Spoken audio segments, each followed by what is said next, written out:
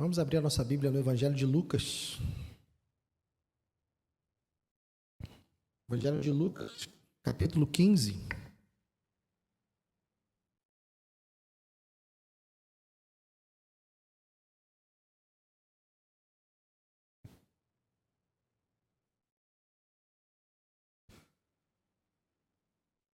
Lucas, capítulo 15.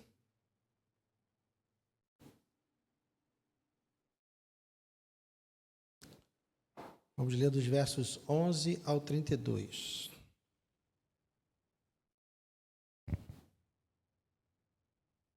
Lucas 15, do 11 ao 32, diz assim: Jesus continuou: certo homem tinha 2 filhos.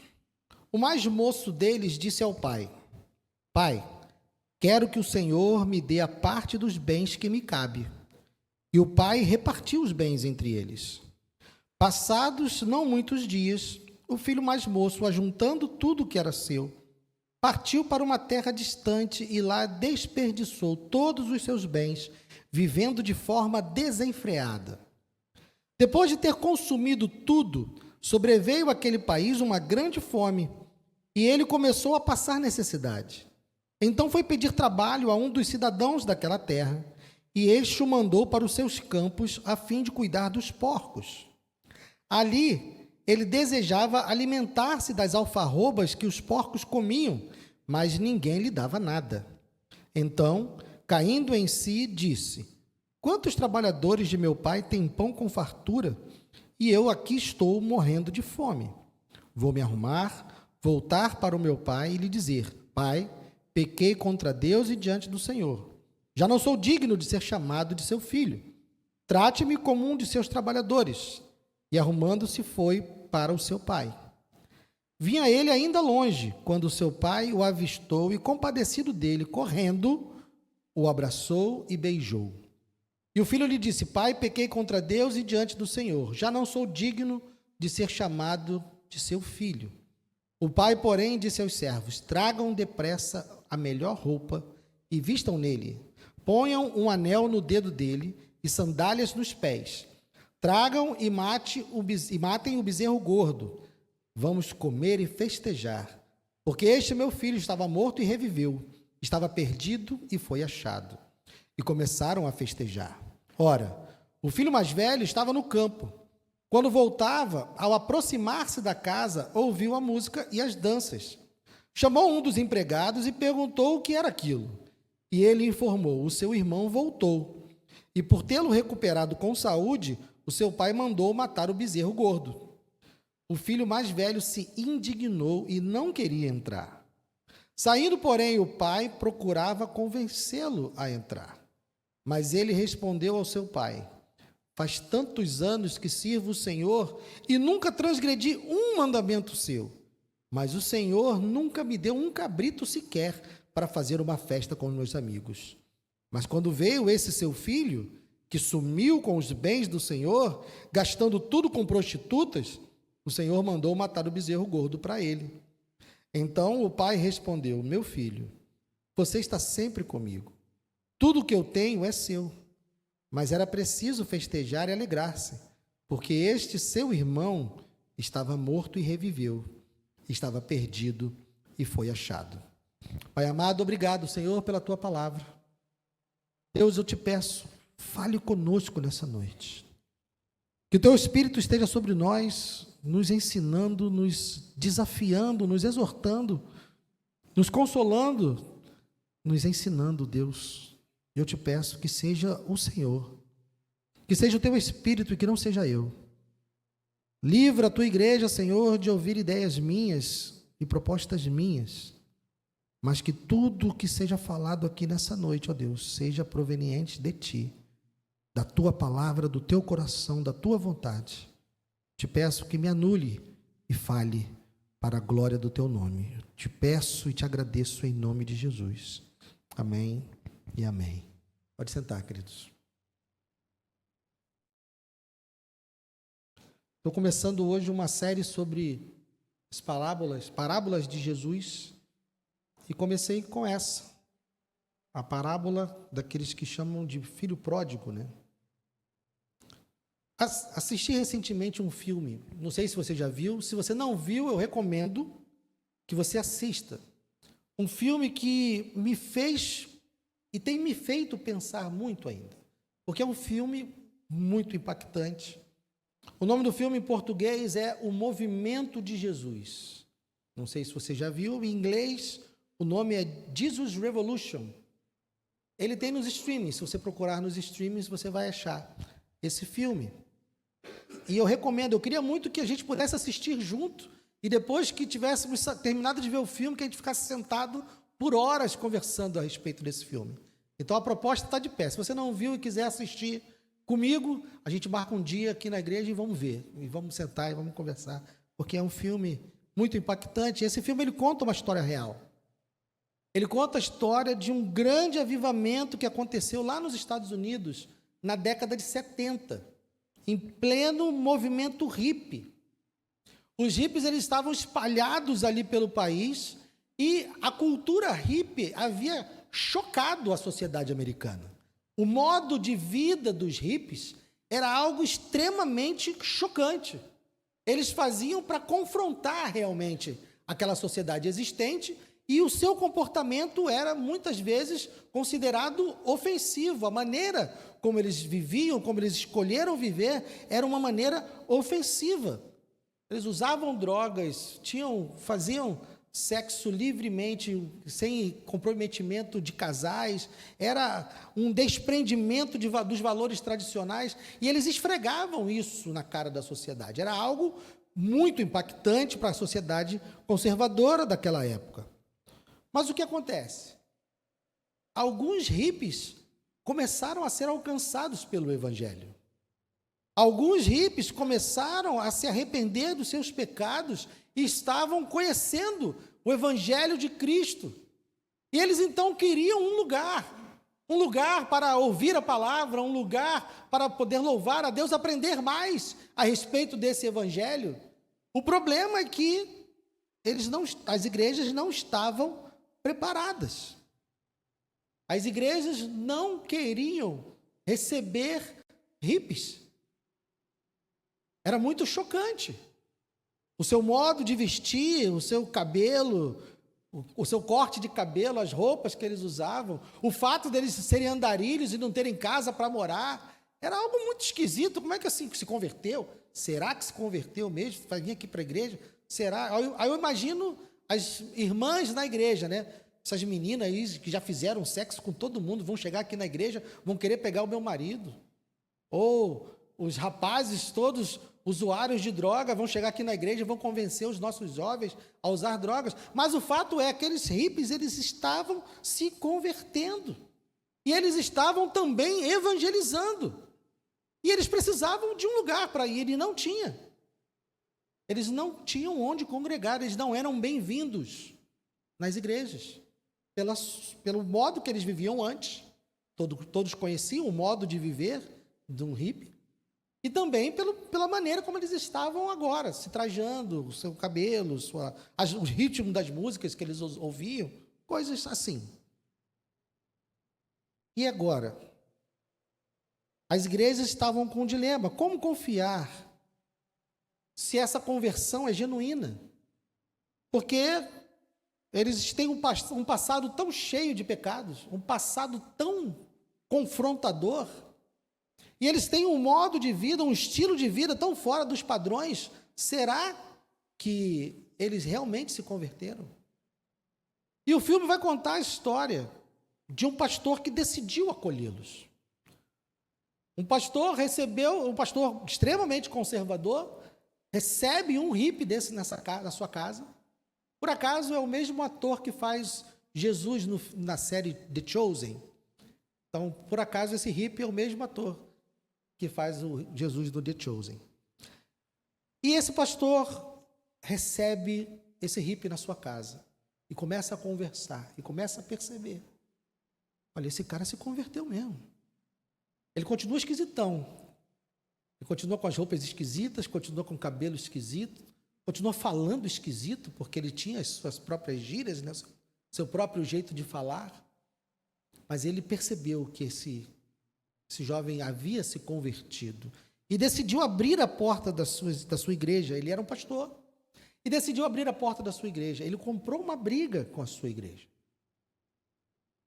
Quando os hippies começaram a chegar na igreja, descalços, os irmãos começaram a reclamar porque eles iam sujar o carpete. Houve uma reunião de diáconos para reclamar com o pastor que eles estavam sujando um carpete que custou não sei quantos dólares. Então o pastor um dia, o problema é esse, então o pastor foi lá um dia na porta da igreja. E todos os hippies foram chegando, ele foi lavando os pés dos hippies, já que o problema é sujar o carpete. Ele foi lavando os pés desses hippies para os hippies poderem entrar na igreja. Resultado, meus queridos, e aí já é um spoiler do filme, tá? Deus opera um avivamento nos Estados Unidos por meio desse movimento. E milhares de hippies são batizados por causa de uma igreja que decidiu abrir as portas para esses homens e mulheres que estavam sendo alcançados pelo Evangelho. Apesar da sua história, apesar da sua aparência, eles foram recebidos e Deus fez milagres. E se você conhece a igreja Vineyard, que muitos louvores são cantados nas igrejas hoje, essa é a origem da igreja Vineyard. A igreja Vineyard começa quando esse pastor decide abrir as portas para os hippies, e o demais é o filme. Eu convido você a ver o filme, se possível comigo, e a gente sentar para bater um papo depois. Mas, olhando para a parábola daqueles que se chamam, alguns chamam de a parábola do filho pródigo, o texto vai começar com uma frase, que é, o verso 11, Jesus continuou. Para nós, então, essa frase, Jesus continuou, quer nos dizer que a gente precisa voltar. Isso é um sinal que a gente precisa ver o começo dessa conversa. Por que Jesus está falando essa parábola? Porque com quem ele está falando, e nós entendermos o contexto dessa parábola. Então, nós vamos voltar para o verso 1. Aproximavam-se de Jesus todos os publicanos e pecadores para o ouvir. Ou seja, Jesus está, nesse momento, cercado de pecadores, cercado de publicanos, cobradores de impostos, cercado por pessoas que eram rejeitadas, odiadas pela sociedade judaica daquela época. Ele estava sentado e estava ensinando e conversando com o pior tipo de gente que tinha para um judeu naquela época. É com essas pessoas que ele está conversando. Mas tinha mais gente lá, verso 2. Os fariseus e os escribas murmuravam, dizendo: este recebe pecadores e come com eles. Então veja que Jesus aqui, ele tem duas audiências. Ele está cercado por pessoas. Uma audiência é formada por homens e mulheres pecadores, completamente rejeitados pela sociedade, pelo seu modo de vida, pelo seu comportamento. Eles eram rejeitados, e tinha toda a comunidade religiosa também presente na figura de fariseus e escribas. Então Jesus está conversando com os pecadores, sabendo que também está sendo ouvido pelos escribas e fariseus. E ele então coloca duas microparábolas aqui, A parábola da ovelha perdida e a parábola da dracma perdida, que elas são uma introdução para essa parábola que nós estamos nos propondo a apresentar hoje. É uma pequena aperitivo para que as pessoas já comecem a se ambientar para aquilo que ele vai ensinar na parábola do filho pródigo. O que ele está dizendo aqui? Versos 4 a 10. Qual de vocês é o homem que, possuindo 100 ovelhas, e perdendo uma delas, não deixa no deserto as 99, e vai em busca da que se perdeu até encontrá-la? E quando a encontra, põe-na sobre os ombros, cheio de alegria. E indo para casa, reúne os amigos e vizinhos, dizendo: alegre-se comigo, porque já achei a minha ovelha perdida. Digo a vocês que, assim que assim haverá mais alegria no céu por um pecador que se arrepende do que por 99 justos que não necessitam de arrependimento. Ou qual é a mulher que, tendo 10 dracmas, se perder uma delas, não acende a lamparina, varre a casa e a procura com muito empenho até encontrá-la? E quando a encontra, reúne as amigas e vizinhas, dizendo: alegrem-se comigo, porque achei a dracma que eu tinha perdido. Eu afirmo a vocês que a mesma alegria existe diante dos anjos de Deus por um pecador que se arrepende.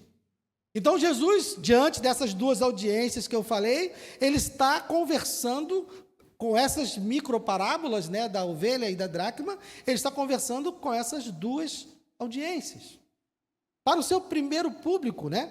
Para os publicanos e pecadores, aqueles que vieram ouvir a sua palavra, aqueles que vieram receber dele a sua palavra, ele está dizendo: olha, Deus é aquele que está em busca de pecadores.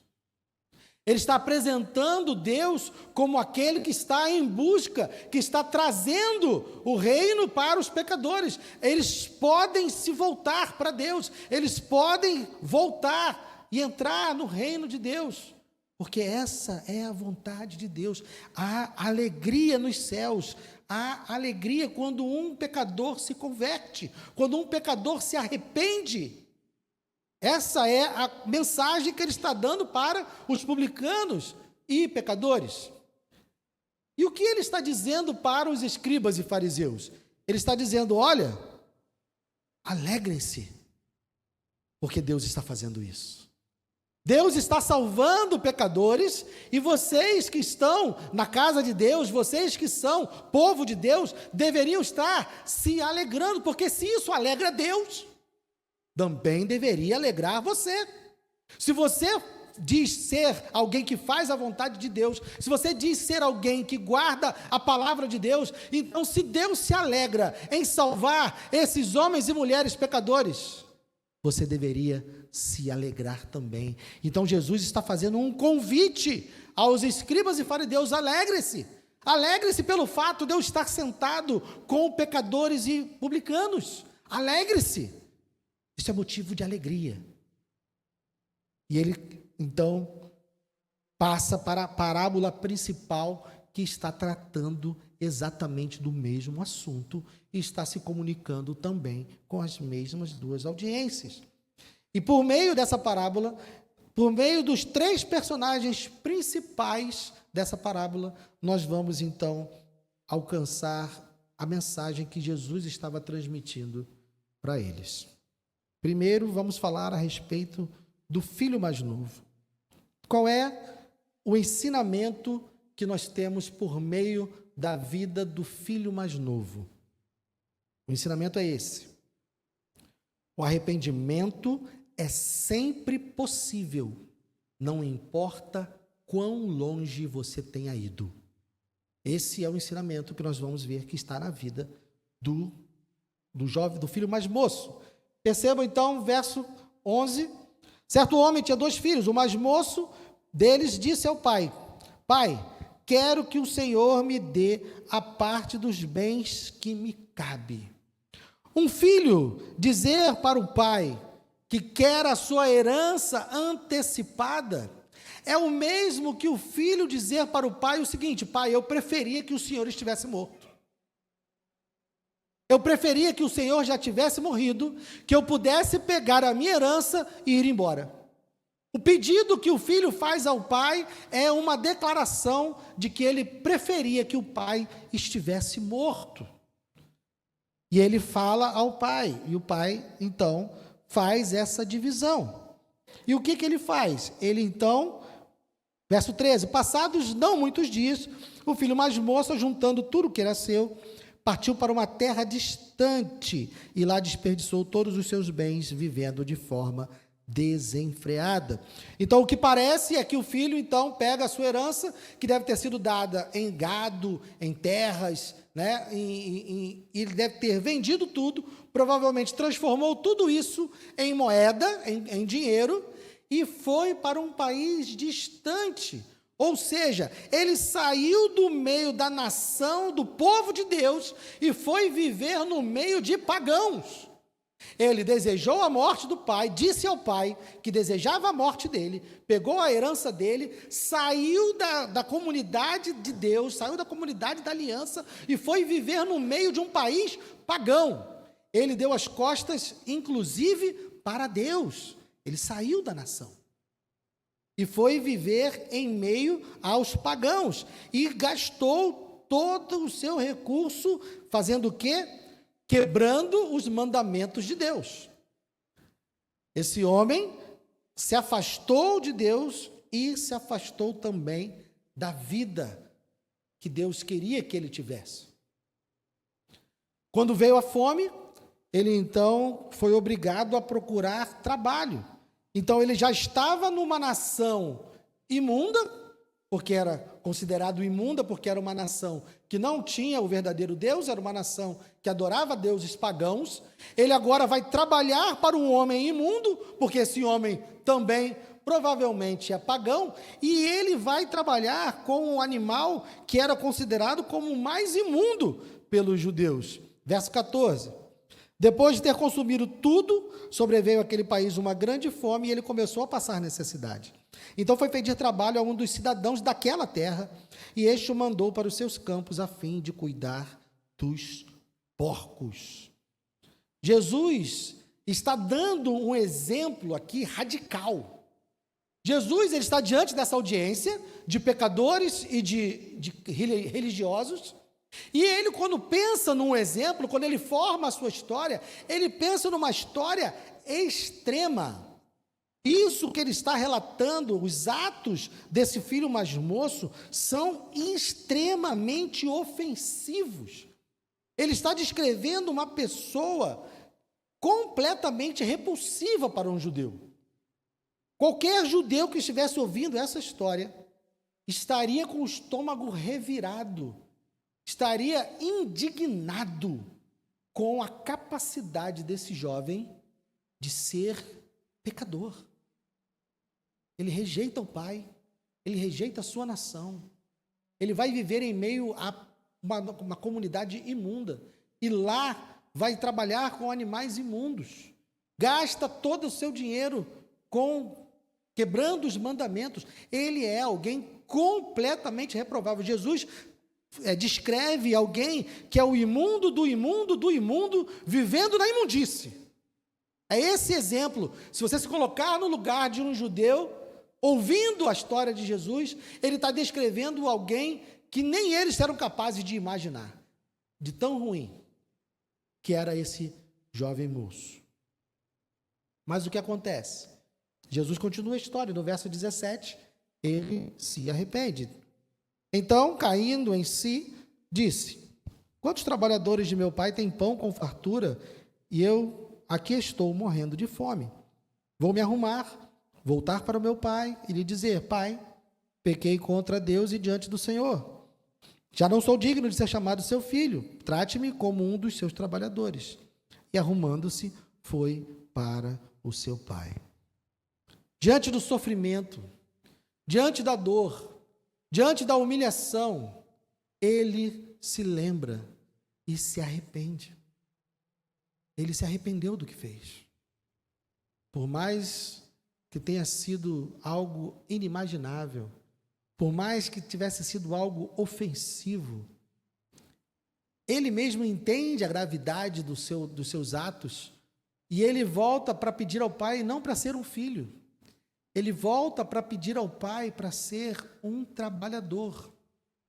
Porque a cultura judaica daquele tempo previa um ritual de deserdação, de deserdar um filho. Havia uma cerimônia para deserdar um filho. Um judeu poderia fazer uma cerimônia para deserdar um filho, caso ele tivesse uma conduta tão grave, tão complicada, tão difícil, que o pai poderia requerer uma cerimônia para deserdar esse filho, e esse filho seria como se ele não existisse. Ele não seria mais contado na herança, ele não teria mais direito a nada, depois que se fizesse essa cerimônia para deserdá-lo. Esse jovem provavelmente estava lá pensando: meu pai deve ter feito esse ritual, E eu não posso voltar pedindo para ser filho. Eu quero ser apenas um trabalhador. E é assim que ele volta. O que acontece? Ele foi recebido com grande alegria pelo seu pai. Seu pai não apenas o recebeu, mas fez uma cerimônia de readmissão. Não tinha feito a de deserdação, mas não sei nem se essa palavra existe, né? Mas foi deserdado, mas fez uma cerimônia de readmissão. Então, a lição da história do filho mais moço é: o arrependimento é sempre possível. Não importa o quão longe, não importa quão feia seja a sua história, não importa quantas marcas você carregue, não importa quão o seu histórico seja complicado e difícil, sempre há tempo para o arrependimento. Enquanto Jesus não voltar e enquanto você estiver vivo, você pode se arrepender, porque não há distância que seja tão longa que Deus não possa resgatá-lo. Essa é a lição do filho mais novo. Publicanos e pecadores estavam ouvindo essa história. E Jesus estava dizendo para eles: não importa quão distante vocês estejam, arrependam-se. Os hippies da história do filme também. Eles não estavam longe, tão longe, que não pudessem ser alcançados pelo perdão de Deus. Sempre há oportunidade de arrependimento. Segunda lição, a lição do filho mais velho. A lição do filho mais velho é: o povo de Deus não pode se ressentir do amor de Deus e do fato de que ele derrama esse amor sobre os piores pecadores.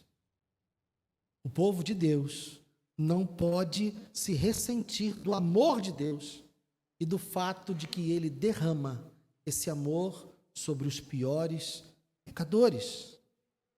Veja bem, se Jesus quisesse nos apresentar uma história que fala apenas do tamanho, do alcance do perdão de Deus, ele teria parado a parábola aqui, não é? Não precisava do segundo filho, mas Jesus tinha uma outra audiência.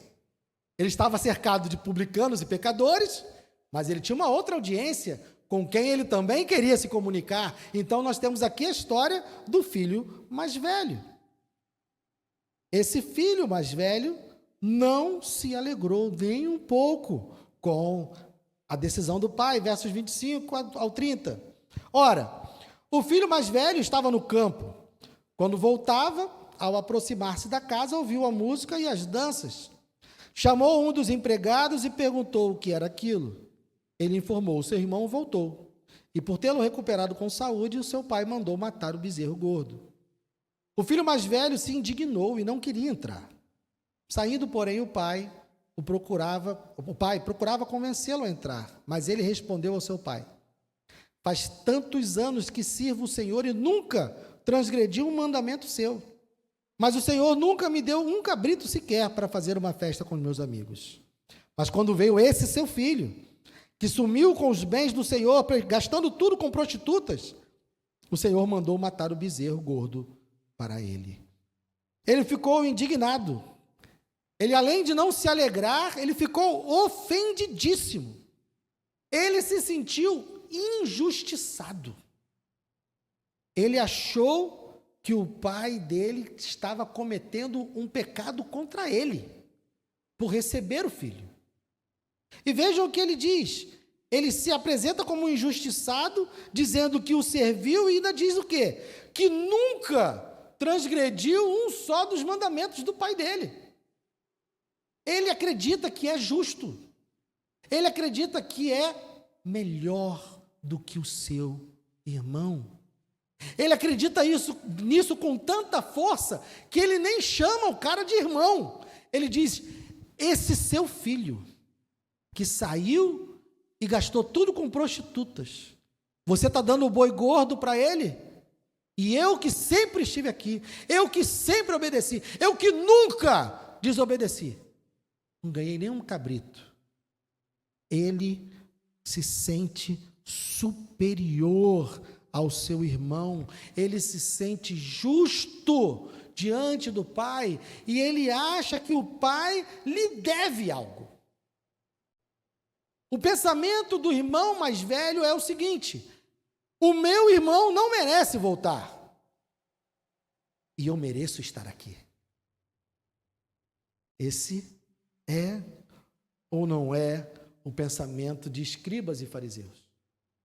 Eles acreditavam que mereciam estar ali. Eles acreditavam que não transgrediam nenhum item da lei. Eles acreditavam que eram justos diante de Deus, e quando viam a palavra sendo levada para publicanos e pecadores, eles ficavam ofendidíssimos. Por quê? Porque essas pessoas não merecem. Eu mereço, mas eles não. Esse é o pensamento dos escribas e fariseus. Esse era o pensamento da igreja dos anos 70, lá nos Estados Unidos. Essa hiparada não tem que entrar aqui. Esses hippies não merecem estar aqui. Eu mereço. Esses hippies são menos importantes do que o carpete que tem nesse lugar. Eu mereço estar aqui. Eles não podem estar aqui. Esse era o pensamento de escribas e fariseus. Esse era o pensamento da igreja nos Estados Unidos na década de 70. E eu pergunto, esse é o nosso pensamento? Nós nos sentimos assim? Guarde essa pergunta. Nós vamos trabalhar um pouco mais a respeito. Mas agora, vamos ao terceiro personagem. Nós falamos do filho mais moço, falamos do filho mais velho, um ensinamento para cada um, e agora vem o personagem principal dessa parábola. Porque nós tendemos a nos identificar com um filho ou com o outro, mas com o filho pródigo, né? Com o novo, com o filho mais velho, a gente não quer muito se identificar, mas se a gente analisar direitinho, a gente vai encontrar algumas semelhanças. Mas o exemplo do pai, esse exemplo do pai é algo maravilhoso. Qual é o ensinamento que nós temos a respeito da vida do pai, do comportamento do pai nessa parábola? O ensinamento é: Deus, em seu amor incondicional, perdoa os dois filhos e quer que nós façamos o mesmo. Deus, em seu amor incondicional, perdoa tanto o filho mais moço quanto o filho mais velho, e Ele quer que nós façamos o mesmo. Como eu disse, Jesus levou a descrição do filho mais moço ao extremo. Deu um exemplo do imundo mergulhado na imundície. Algo inconcebível. Mas que a intenção dele era essa: demonstrar que não havia ninguém que estava tão longe que não pudesse ser alcançado. Mas mesmo vendo uma descrição como essa, nós somos capazes de pensar em alguém que pareça com o filho pródigo. Eu, no meu caso, consigo me ver perfeitamente na vida do filho pródigo. Muito raramente vocês vão me ver dando testemunho da minha vida em detalhes, porque eu não tenho nenhuma alegria em contar como era a minha vida. Eu tenho a alegria de contar como Deus transformou a minha vida.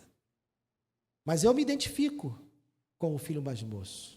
Alguns, como eu disse, podem timidamente e secretamente se identificar com o filho mais velho. Ninguém vai estar comemorando também que parece com o filho mais velho. Mas a grande questão é que nós temos uma dificuldade muito grande de encontrar alguém que se encaixe na figura do pai. Jesus está descrevendo aqui a figura de um pai que não é real para aquelas pessoas. É possível você pensar em alguém tão pecador que se pareça com o filho mais novo. É possível você pensar em alguém arrogante, santarrão, que se pareça com o filho mais velho. Mas é difícil de nós pensarmos na nossa convivência, até mesmo se você parar para pensar no seu próprio pai. É difícil você olhar para o seu próprio pai e encontrar no seu próprio pai as características que nós vemos aqui, descritas por Jesus. Porque Jesus está apresentando, tanto para pecadores e publicanos, quanto para escribas e fariseus, o caráter do Pai Celeste. É esse Pai que Jesus está apresentando, e esse Pai é único. Vejam só, fatos que não seriam verdade da vida de qualquer pai. Primeiro, o filho mais moço pede para dividir a herança, ele aceita. Quem faria isso? Seu filho chega para você e diz: pai, eu preferia que você tivesse morto. Então vamos fazer como se o senhor estivesse morto? Me dá a minha herança que eu vou embora. Vai sozinho, filho. Resolve teus problemas, não gosta de mim, mete o pé e vai correr atrás. Não seria isso que todo pai faria? Mas o pai da parábola não. O pai da parábola divide os bens, é isso que você quer? Então toma. Outra coisa, ele não fez a cerimônia de repúdio. Ele fez o contrário. Pelo que relata a parábola, ele provavelmente ficava olhando para o horizonte esperando o filho voltar, porque ele viu o filho lá de longe. Provavelmente, durante todo o tempo que o filho ficou fora, e a parábola não diz quanto tempo, podem ter sido meses, podem ter sido anos, o pai estava aguardando, ansioso, a volta do filho. Isso é irreal. A maioria de nós já teria dito: ele escolheu o caminho dele, e eu não tenho controle sobre isso. A gente ficaria triste durante um tempo, lamentaria durante um tempo, mas passado um determinado tempo nós iríamos simplesmente seguir com a nossa vida. Mas esse pai não. Esse pai não só não quis romper o vínculo, ele não quis fazer a cerimônia para romper o vínculo, falou: não vou romper, porque eu creio que um dia ele vai voltar. E ele não só não rompeu o vínculo, como ficou aguardando, ansioso, olhando para o horizonte, olhando para o caminho, para ver se o filho dele voltava. Um outro fato, algo que é um detalhe para nós, mas se você conhecer a cultura judaica daquela época, ele correu. Você sabia que um homem respeitável não deveria correr da sociedade judaica? Era um ato indigno. E ele, quando viu o seu filho, ele correu. Ele não quis nem saber o que vão achar de mim. Eu vou correr, ver meu filho está voltando. Ele correu e abraçou, ele pulou no pescoço do seu filho, de alegria, porque o seu filho estava voltando. E isso é uma atitude irreal. Eu estou falando como um ouvinte, tá? O judeu que está ouvindo Jesus contar essa parábola está pensando: esse pai não existe. Esse pai, ele não vive nessa terra. Uma outra coisa que o pai fez, ele interrompe a fala de arrependimento do filho. O filho tinha ensaiado uma fala, né? Pai, pequei contra o Senhor, pequei contra ti, não estou voltando para ser seu filho, mas me coloca como seus empregados. O pai interrompeu. Quando ele ia chegar na parte de ser empregado, o pai já falou: traz uma roupa nova, traz uma sandália, traz um anel e vamos comemorar. Ele nem deixou o filho terminar o seu discurso de arrependimento. E por último, ele não fez a cerimônia de repúdio, mas fez uma festa. Ele mandou matar o boi gordo. E você percebe aqui na parábola, olha só, que é um bezerro que está separado. Olha só, verso 27. E ele informou: o seu irmão voltou, e por tê-lo recuperado com saúde, o seu pai mandou matar o bezerro gordo. O que isso quer dizer? Que naquela cultura eles guardavam um bezerro. Esse bezerro aqui está separado para caso a gente tenha que fazer uma festa solene. Era um bezerro que ninguém podia mexer. Era um bezerro que estava lá separado. Ele não mandou lá buscar um bezerro no meio do rebanho. Não. Vai pegar aquele bezerro, aquele que está separado, aquele que é para uma solenidade especial. É esse que eu quero. Todas essas atitudes são atitudes irreais que o pai teve com o filho mais moço. Com o filho mais velho também. Porque vejam a fala do filho mais velho. Ele vira para o pai e diz: olha, Vamos lá, 25. Não, 25 não. 29. Mas ele respondeu ao seu pai: faz tantos anos que sirvo o Senhor e nunca transgredi um mandamento seu, mas o Senhor nunca me deu um cabrito sequer para fazer uma festa com os meus amigos. Um pai poderia virar assim: como assim você nunca me desobedeceu? Ou vocês acham que ele realmente nunca tinha desobedecido o pai? O pai poderia muito bem ter repreendido ele e dito: olha só, se coloca no seu lugar, o dinheiro é meu, eu faço uma festa se eu quiser. O filho é meu, foi contra mim que ele pecou, foi a mim que ele ofendeu. Quem é você para dizer se eu posso comemorar ou não a volta do meu filho? O pai poderia ter feito isso também, mas ele não fez. O pai amorosamente responde ao filho, verso 31, meu filho, você sempre está comigo, tudo que eu tenho é seu, mas eu preciso festejar, era preciso festejar e alegrar-se, porque seu irmão estava morto e reviveu, estava perdido e foi achado. Ele se reporta amorosamente também ao filho mais velho. Então a questão é que esse pai descrito por Jesus nessa parábola é um pai que eles olham e dizem: não existe um pai que seja assim. Não importa o quanto nós amemos os nossos filhos, não importa o quanto nós queramos o bem deles, se nós formos tratados como ele foi tratado, nós não vamos reagir como ele reagiu. Porque Jesus estava aqui apresentando o amor do Pai Celeste. É esse amor que Jesus está apresentando nessa parábola. Jesus está apresentando o amor que Deus tem, tanto para aqueles que estão lá fora, quanto para aqueles que estão dentro. Jesus está se comunicando com a sua audiência, que era feita de pecadores e publicanos e de escribas e fariseus.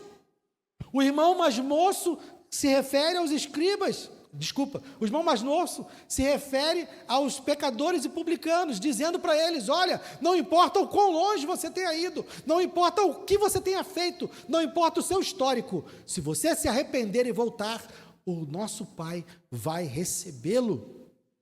E ele está dizendo para os escribas e fariseus: olha, não se ressinta do amor do Pai. Não fique zangado pelo fato de Deus estar salvando pecadores. Alegre-se. Porque se você quer as mesmas coisas que o Pai quer, então você deve se alegrar com aquilo que alegra Ele. E Ele se alegra. Ele quer salvar pecadores. Essa é a vontade dEle. Então, quais são as conclusões que nós podemos tirar? A primeira é essa: o amor de Deus incondicional. E é um amor que está presente e disponível, tanto para aqueles que estão se perdendo lá fora, aqueles que estão mergulhados em situações horríveis, quanto para aqueles que estão se perdendo aqui dentro. O perdão dele está disponível tanto para uns quanto para outros. Por isso que ele faz o convite para os escribas e fariseus: alegrem-se. Ele ali está dizendo para os escribas e fariseus: olha, o amor do Pai é suficiente para perdoar eles, mas também é suficiente para perdoar vocês. Irmãos, o pecado é mau. O pecado é feio. O pecado é nojento. E pecadores cometem pecados. Nós não temos que esperar algo belo, mas Deus enviou o seu Filho ao mundo para salvar pecadores. Esse é o propósito de Deus e da sua igreja, porque se o propósito de Deus é salvar pecadores, esse tem que ser o nosso propósito. Não é bonito, mas é a vontade de Deus. Nós estamos aqui por isso. Então, se você está aqui nessa noite, e talvez no seu íntimo você pense: não, Guilherme, mas ninguém foi tão longe quanto eu, ninguém fez tão mal quanto eu, ninguém tem um histórico tão ruim quanto o meu. O que Jesus está dizendo para você nessa noite é: não importa, arrependa-se. Se você se arrepender dos seus pecados nessa noite, não importa o seu histórico, Ele rasga, Ele apaga, Ele perdoa e faz de você filho, e te dá novas vestes, e te dá nova sandália, e coloca um anel no seu dedo, e diz: esse é o meu filho que estava perdido, estava morto, mas reviveu. É isso que Ele está dizendo para você nessa noite. Não tem mais hippies entre nós, irmãos. O exemplo que eu dei foi da década de 70. Não existem mais hippies entre nós. Pelo menos não tantos, né? Se você for lá em Trindade, você ainda vai achar alguns lá em Paraty. Mas são poucos.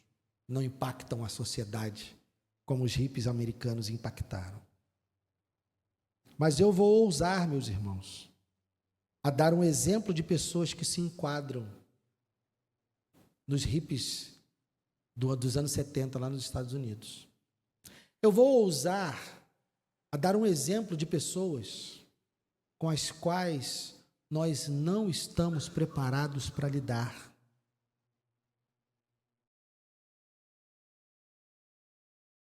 Deus está salvando homossexuais. Deus está salvando homens e mulheres que sentem desejo por pessoas do mesmo sexo.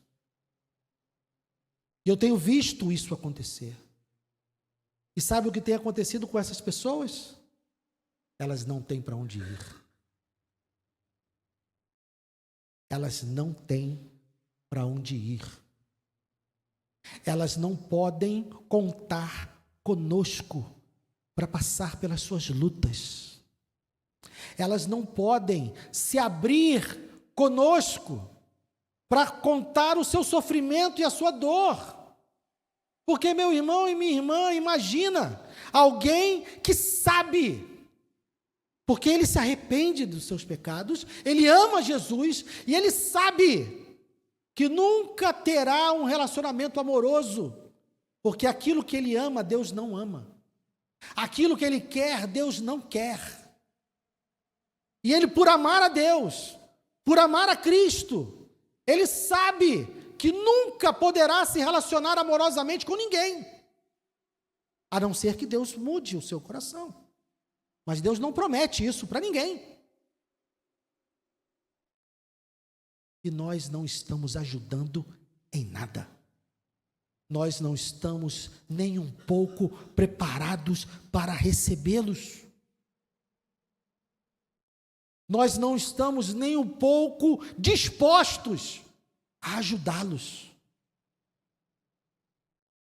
Porque a gente vai ficar, será que se converteu mesmo? Será que é seguro deixar ele aqui entre nós? Porque o histórico dele é terrível. E vamos mais longe, pense em alguém que chegou a fazer cirurgia e chega aqui arrependido, com seios, um homem com seios. Nós estamos preparados para amá-lo? Nós estamos preparados para acolhê-lo? Eu não sou profeta, irmãos, mas eu sinto no meu coração, de verdade, que Deus vai fazer maravilhas. Que Deus está salvando homens e mulheres homoafetivos hoje. Ele quer que a sua igreja os receba. Sabe por quê? Porque tem um monte de gente lá fora de braços abertos dizendo: esquece eles. Eles não querem vocês. Porque eu não sei quantos hippies se perderam naquele avivamento. Eu sei que milhares foram salvos, eu sei que milhares foram batizados, mas eu não sei quantos se perderam. E eu não sei quantos homens e mulheres hoje estão abandonando essa fé genuína que tiveram no coração, mas que não encontraram na igreja de Cristo, porque eles amam a Cristo. Mas quando chegam a nós, que somos o corpo de Cristo. Nós somos os braços de Cristo. Nós não os abraçamos, nós não os acolhemos, nós não os apoiamos, nós não estamos preparados para isso.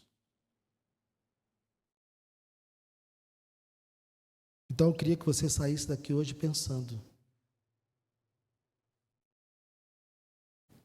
ter desejos homoafetivos não coloca ninguém longe do alcance de Deus. Se ele se arrepender e se voltar para Deus, o pai vai recebê-lo como recebeu o filho mais moço. A pergunta é: nós vamos ser o filho mais velho? Nós vamos recebê-los como sendo o filho mais velho? Ou nós vamos nos alegrar como o pai se alegra? É isso. Eu pedi ao Claudir que separasse uma canção para nós meditarmos. Leia a letra, cante. Se você souber cantar, cante, mas se não souber, preste atenção no que essa letra diz, no que essa música diz. Eu queria que você saísse daqui nessa noite refletindo.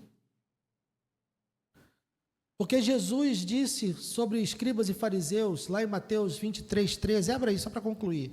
Mateus 23, 13.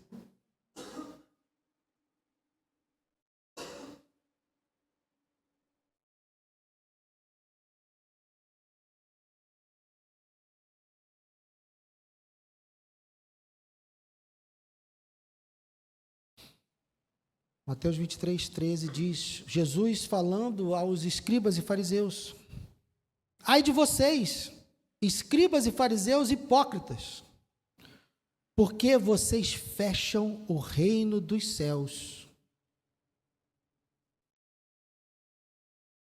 diante das pessoas, pois vocês mesmos não entram e nem deixam entrar os que estão entrando. O meu pedido nessa noite é que essa palavra não sirva para nós. Que nós não sejamos esses que fecham o reino dos céus diante das pessoas. Que nós estejamos preparados para receber aqueles que Deus quer salvar. Meu Deus, nos ajuda, Senhor. Queremos fazer a Tua vontade. É o que buscamos todos os dias, é o que queremos todos os dias, mas às vezes somos confundidos, essa é a verdade, somos confundidos pelo nosso coração, pelos nossos preconceitos, pela nossa autojustiça, pelo fato de nos acharmos bons em alguns momentos. Mas mantém-nos no centro da Tua vontade, Senhor, porque não queremos ser inúteis. Porque é isso que seremos se nos afastarmos do centro da Tua vontade. Eu dei um exemplo aqui, Senhor, um exemplo que arde no meu coração. Porque somos bons em perdoar alguns pecados. Somos bons em relevar determinados comportamentos. Mas hoje parece que elegemos um pecado como sendo o pior dos pecados. Parece que a Tua igreja hoje se levanta como se eles fossem os nossos inimigos. Mas Jesus estava sentado com os piores. Jesus estava sentado com aqueles que tinham a pior fama e de quem ninguém esperava nada. E era a igreja que estava acusando ele. Eram aqueles que deveriam estar felizes com ele, como aquele que comemora com quem achou a ovelha, como aquele que comemora com a mulher que achou a dracma, com aqueles que estavam festejando com o pai a volta do filho. Eles deveriam estar lá, mas não estavam. Eles estavam murmurando e reclamando e acusando Jesus. Senhor, fala conosco. Fala conosco. E cumpre, Deus, o teu propósito com essa palavra que talvez eu não tenha alcançado. Que o Senhor possa completar no coração de cada um dos meus irmãos nessa noite aquilo que o Senhor quer falar. Que teu Espírito possa falar melhor do que eu falei e atingir os nossos corações para a glória do teu nome, para que possamos nos alegrar com aquilo que te alegra. É o meu desejo, o meu pedido, em nome de Jesus. Amém e amém.